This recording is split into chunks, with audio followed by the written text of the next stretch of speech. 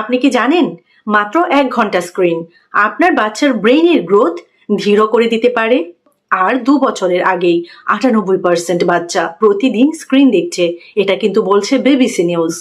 কিন্তু আসল প্রশ্ন হলো, স্ক্রিন কি বাচ্চার মস্তিষ্ক সত্যিই নষ্ট করে, নাকি এটা শুধুই একটা ভয়? আজকের ভিডিওটিতে আমি আপনাদের সাথে শেয়ার করব সায়েন্স কি বলছে এ বিষয়ে, আর একজন সচেতন প্যারেন্ট হিসেবে আপনার কি করা উচিত। মানে আরেকটু সহজ করে বলি, কেন বাচ্চারা স্ক্রিনে আসক্ত হয়ে পড়ে, এবং সবচেয়ে গুরুত্বপূর্ণ বিষয়, কিভাবে আপনি সহজেই এটা নিয়ন্ত্রণ করবেন। ভিডিওর শেষে থাকছে কিছু সারপ্রাইজিং ইনফরমেশন আপনাদের জন্য।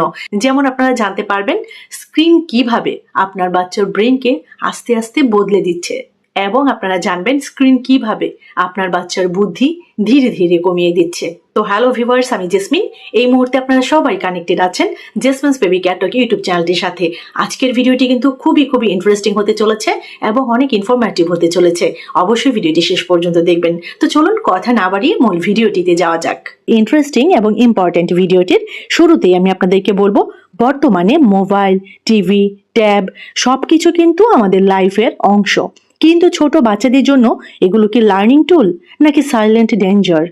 ইউকে সরকারের গাইডলাইন অনুযায়ী 2 বছরের নিচে বাচ্চাদের একা স্ক্রিন দেখা উচিত নয়, আর 5 বছরের নিচে দিনে সর্বোচ্চ 1 ঘন্টা। চলুন এখন আমরা জানি স্ক্রিন আসলে বাচ্চার ব্রেইনে কি করে। প্রথমেই চলুন জানি brain development and screen impact. একটা বাচ্চার ব্রেইন জন্মের পর প্রথম 5 বছরে সবচেয়ে দ্রুত ডেভেলপ করে। এই সময় সে শেখে ভাষা, আবেগ এবং মনোযোগ। কিন্তু গবেষণায় দেখা গেছে বেশি স্ক্রিন দেখলে কম আই কন্ট্যাক্ট হয়, মানে বাচ্চা কম আই কন্ট্যাক্ট করে। এছাড়া কম ইন্টারেকশন হয়, যার থেকে কিন্তু ল্যাঙ্গুয়েজ ডিলে হয়। আর ল্যাঙ্গুয়েজ ডিলে মানেই এই যে ভাষাগত যে দেরিটা হয়, তার থেকেই কিন্তু বাচ্চারা কথা বলতে দেরি করে এবং বাচ্চারা দেখা যায় কম কথা বলে। আরেকটি ইন্টারেস্টিং ফাইন্ডিংস রয়েছে। দেখুন, বাচ্চারা যখন স্ক্রিনে বিজি থাকে বা যখন মোবাইল দেখে, তখন কিন্তু প্যাসিভ ওয়াচিং হয়, অপর পাশ থেকে কিন্তু কোনো ধরনের ইন্টারাকশন হয় না, এবং যা থেকে কিন্তু ব্রেন স্টিমুলেশন কমে যায়। আমেরিকান একাডেমি অফ পেডিয়াট্রিক্স বলছে রিয়েল ওয়ার্ল্ড ইন্টারাকশন ইজ ইরিপ্লেসেবল, এবং এই কথাটা কিন্তু খুবই গুরুত্বপূর্ণ। এইবার চলুন জানি হিডেন এফেক্টস এর কথা, যেটা কিন্তু অধিকাংশ বাবা মাই নোটিসই করেন না। সবচেয়ে বিপজ্জনক বিষয় হলো স্ক্রিনের ক্ষতিটা ধীরে ধীরে হয়, কিন্তু গভীরভাবে হয়। 3টি বড় সমস্যা রয়েছে। অ্যাটেনশন স্প্যান কমে যায়, দ্রুত ভিডিও দেখা হয়, এতে কি হয়, ব্রেন স্লো লাইফ সহ্য করতে পারে না। আরও একটা সমস্যা, যেটা আমি একটু আগেই বললাম, স্পিচ ডিলে। স্ক্রিন কথা বলে কিন্তু ইন্টারাকশন করে না, এবং যার ফলে কিন্তু এই যে স্পিচ ডিলে, এই প্রবলেমটা কিন্তু বেড়ে যায়, এবং এটা হওয়ার সম্ভাবনা কিন্তু অনেক গুণ থাকে। 3 নম্বর যে সমস্যাটির কথা বলবো সেটা হচ্ছে স্লিপ প্রবলেম। দেখুন, স্ক্রিনের ব্লু লাইট, মানে যে নীল আলোটা থাকে, এতেই কিন্তু মেলাটোনিন কমে যায়। আপনাদের সাথে একটা শকিং রিয়েলিটি শেয়ার করি। একটা গবেষণায় দেখা গেছে যেসব বাচ্চা বেশি স্ক্রিন দেখে, তাদের ব্রেইন ইমেজিং এ ল্যাঙ্গুয়েজ এরিয়া কম অ্যাক্টিভ থাকে, মানে কম অ্যাক্টিভ হয়। স্ক্রিন আপনার বাচ্চাকে শান্ত রাখছে, কিন্তু ভেতরে ভেতরে তার শেখার ক্ষমতা কমাচ্ছে। তো স্মার্ট প্যারেন্টস হিসেবে সলিউশনটা কি হতে পারে? What smart parents do? ভয় পাওয়ার কিছু নেই, আপনি চাইলে আজ থেকেই পরিবর্তন আনতে পারেন। 5টি স্মার্ট রুলস বলবো, যেগুলো অবশ্যই কিন্তু রিসার্চ বেসড।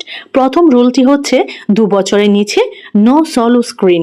একা একা বাচ্চা মোবাইল দেখবে না, দেখা উচিত নয়। 2 নম্বর যে রুলটি, সেটা হচ্ছে কো ভিউইং করুন, একসাথে দেখুন। বাচ্চা যেটা দেখছে আপনিও সাথে বসে দেখুন, এবং আপনি বাচ্চার সাথে ইন্টারাকশন করুন। যা যা দেখছে সেটা নিয়ে আপনি বাচ্চার সাথে গল্প করুন, কথা বলুন। 3 নম্বর রুলটি হচ্ছে স্ক্রিন টাইম রিওয়ার্ড না, কিন্তু রুটিন করুন। মানে রিওয়ার্ড হিসেবে স্ক্রিন টাইমটাকে বাচ্চাকে দেবেন না। যেমন বাচ্চাকে পড়াতে বসালেন, আপনি বাচ্চাকে পুরস্কার হিসেবে, রিওয়ার্ড হিসেবে স্ক্রিন টাইমটা দিলেন, এটা যেন না হয়। একটা রুটিন রাখুন, দিনের কোন সময়টায় কতক্ষণ বাচ্চা স্ক্রিন দেখবে। 4 নম্বর রুলটি হচ্ছে রিয়েল প্লে। দেখুন, ডিজিটাল প্লে থেকে কিন্তু রিয়েল প্লেটা বেশি ইম্পর্টেন্ট, এবং এটা কিন্তু বেশি উপকারী বাচ্চার জন্য। সুতরাং ডিজিটাল প্লে থেকে রিয়েল প্লেতে বাচ্চাকে ইনভলভ করুন। 5 নম্বর রুলটি হচ্ছে স্লিপের আগে, ঘুমের আগে 1 ঘন্টা নো স্ক্রিন। এটা অবশ্যই আপনারা মাথায় রাখবেন, এবং এইটা আপনারা ফলো করবেন। দেখুন, আপনি সবসময় এটা মনে রাখবেন, আপনার বাচ্চা স্ক্রিন চায় না, সে চায় আপনার অ্যাটেনশন। একটা মোবাইল তাকে চুপ করাতে পারে, কিন্তু আপনি তাকে মানুষ বানাতে পারেন।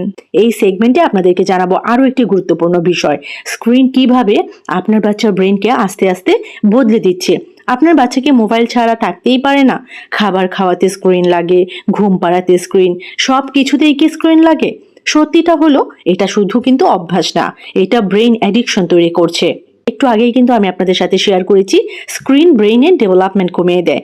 এখন আমরা জানবো কেন বাচ্চারা স্ক্রিনে আসক্ত হয়ে পড়ে এবং সবচেয়ে গুরুত্বপূর্ণ কিভাবে আপনি সহজে এটা নিয়ন্ত্রণ করবেন। দেখুন, যখন আপনার বাচ্চা ভিডিও দেখে তার ব্রেইনে রিলিজ হয় ডোপামিন, হ্যাপি হরমোন। সমস্যা হলো ভিডিও দ্রুত চেঞ্জ হয়, ব্রাইট কালার থাকে, সাউন্ড থাকে, এবং এই যে ব্রাইট কালার এবং সাউন্ড এটার কারণে কিন্তু ওভার স্টিমুলেশন হয় এবং ব্রেন ভাবে এটাই ফান। ফলাফল কি হয়? রিয়েল লাইফ বোরিং লাগে। গবেষণায় দেখা গেছে অতিরিক্ত স্ক্রিন বাচ্চার ব্রেইন ওয়ারিং পরিবর্তন করে। তিনটি বড় পরিবর্তন করে। কি কি তিনটি বড় পরিবর্তন? প্রথমটি হচ্ছে ইম্পালস কন্ট্রোল কমে যায়, বাচ্চা অপেক্ষা করতে পারে না। 2 নম্বর পরিবর্তনটি হচ্ছে ফোকাস নষ্ট করে বাচ্চার, এবং যার কারণে কিন্তু পড়াশোনায় মন বসে না বাচ্চার। লাস্ট বাট নট লিস্ট 3 নম্বর যে বড় পরিবর্তনটি হয় সেটা হচ্ছে ইমোশনাল কন্ট্রোল দুর্বল হয়। বেশি রাগ, কান্না, জেদ এগুলো কিন্তু অনেক গুণ বেড়ে যায়। একটা রিয়েল লাইফ এক্সাম্পল শেয়ার করি আপনাদের সাথে।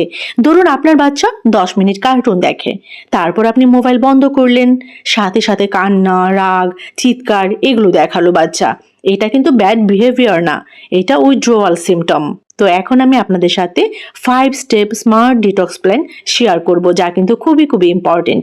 আপনাদের যদি পসিবল হয় এখনই কিন্তু খাতা কলমে টুকে রাখবেন। তো এখন প্রশ্ন, কি করবেন? স্টেপ বাই স্টেপ সলিউশন আমি বলছি। যেমন প্রথমেই কি করবেন? সাডেন ফোনটা বন্ধ না, স্লো রিডিউস করুন। এরপর অল্টারনেটিভ দিন, যেমন খেলা, গল্প, আঁকা, এবং তারপর রুটিন বানান, ফিক্সড স্ক্রিন টাইম, এবং যা করবেন তারপরে নিজেও স্ক্রিন কম ব্যবহার করুন। Last but not list, reward system ব্যবহার করুন। মোবাইল কিন্তু আপনার বাচ্চাকে ব্যস্ত রাখে, কিন্তু আপনার বাচ্চার ভালোবাসা তাকে কিন্তু স্ট্রং করে, শক্তিশালী করে।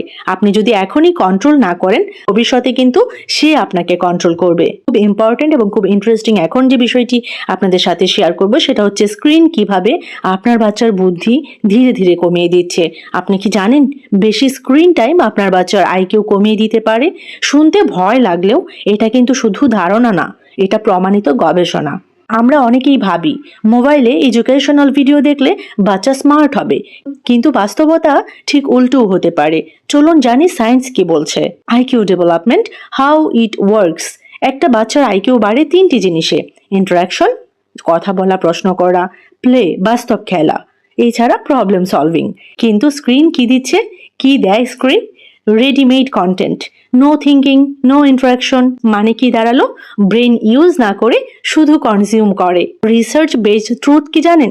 একটি গবেষণায় দেখা গেছে যারা দিনে 2 ঘন্টারও বেশি সময় স্ক্রিন দেখে তাদের ল্যাঙ্গুয়েজ স্কোর এবং থিঙ্কিং এবিলিটি কম থাকে।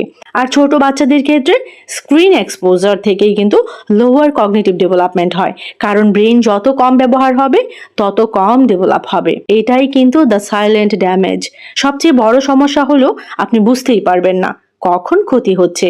3টি হিডেন সাইন রয়েছে: বাচ্চা কম প্রশ্ন করে, ইমাজিনেশন কমে যায়, নিজের থেকে কিছুই করতে চায় না। মানে সে স্মার্ট ভিউয়ার হচ্ছে কিন্তু স্মার্ট থিঙ্কার না। তো এইবার চলুন জানি what increases IQ, smart parenting hacks আপনাদের জন্য। ভালো খবর হলো আপনি চাইলে খুব সহজে এটা ঠিক করতে পারেন। 5টি পাওয়ারফুল হ্যাবিটের কথা বলবো, অবশ্যই যেটা গবেষণা ভিত্তিক। Daily 30 minute talking time, 30 minute বাচ্চার সাথে কথা বলবেন। তাছাড়া গল্প বলা, স্টোরি টেলিং। এছাড়া 3 নম্বরে যে বিষয়টির কথা বলবো সেটা নিয়ে আমি আমার আগের বেশ কয়েকটি ভিডিওতে অনেক ইনফরমেশন আপনাদেরকে দিয়েছি, অনেক ইনফরমেশন আপনাদের সাথে শেয়ার করেছি। তো 3 নম্বর অভ্যাসটি কি? ফ্রি প্লে, নিজে নিজে খেলা। বাচ্চাকে ফ্রি প্লেতে অনেক বেশি ইনভলভ করুন, অনেক বেশি এনকারেজ করুন। 4 নম্বরে যে হ্যাবিটটির কথা বলবো সেটা হচ্ছে কোয়েশ্চেন এনকারেজ করুন। বাচ্চাকে প্রশ্ন করতে অনেক বেশি সুযোগ দিন, এবং বাচ্চা যখন প্রশ্ন করবে বাচ্চার প্রশ্নের উত্তর দিন, এবং বাচ্চা যেন অনেক বেশি জানতে পারে, অনেক বেশি প্রশ্ন করার সুযোগটা পায়, সেই রকম একটা এনভায়রনমেন্ট, একটা পজিটিভ পরিবেশ বাচ্চার জন্য তৈরি করে দিন। লাস্ট বাট নট লিস্ট 5 নম্বরে যে অভ্যাসটির কথা বলবো সেটা কিন্তু খুব গুরুত্বপূর্ণ। স্ক্রিন রিপ্লেস করুন রিয়েল অ্যাক্টিভিটি দিয়ে। একটা মোবাইল আপনার বাচ্চাকে বিজি রাখে, কিন্তু একটা কনভারসেশন তার ব্রেইন তৈরি করে। আপনি যদি সময় না দেন স্ক্রিন তার জায়গা নিয়ে নেবে। এটাই কিন্তু সব থেকে গুরুত্বপূর্ণ বিষয়। আমি আবারও বলছি, আপনি যদি বাচ্চাকে সময় না দেন স্ক্রিন কিন্তু তার জায়গা নিয়ে নেবে। ভিডিওটি যদি আপনাদের ভালো লাগে, যদি ইনফরমেটিভ মনে হয়, অবশ্যই এটি লাইক করে দিবেন এবং কমেন্টে আমাকে লিখুন আপনি কি মনে করেন স্ক্রিন বাচ্চাকে স্মার্ট বানায়। তো কেমন লাগলো আজকের ভিডিও অবশ্যই কিন্তু আমাকে কমেন্ট সেকশনে জানাবেন। আর এরকম ছোট বড় আরো অনেক ইনফরমেটিভ ভিডিওস পেতে জেসমিনস বেবি ক্যাট টক ইউটিউব চ্যানেলটির সাথে কানেক্টেড থাকবেন। সবাইকে অসংখ্য ধন্যবাদ জানাচ্ছি যারা যারা শেষ পর্যন্ত ভিডিওটি দেখেছেন। যারা যারা চ্যানেলের সাথে এখনো যুক্ত হননি, যারা এখনো চ্যানেলটিকে সাবস্ক্রাইব করেননি, এখনই চ্যানেলটি সাবস্ক্রাইব করে দিবেন এরকম আরো অনেক গুরুত্বপূর্ণ কন্টেন্ট পেতে। এবং অবশ্যই কিন্তু বেল আইকনটিতে ক্লিক করে রাখবেন, তাহলে পরবর্তীতে যখনই আমি নতুন ভিডিও আপলোড করব সবার প্রথমে আপনি নোটিফিকেশন পেয়ে যাবেন। তো ভিডিওটি এখানে শেষ করছি। সবাই ভালো থাকবেন, বাচ্চাদেরকে ভালো রাখবেন। আল্লাহ হাফেজ।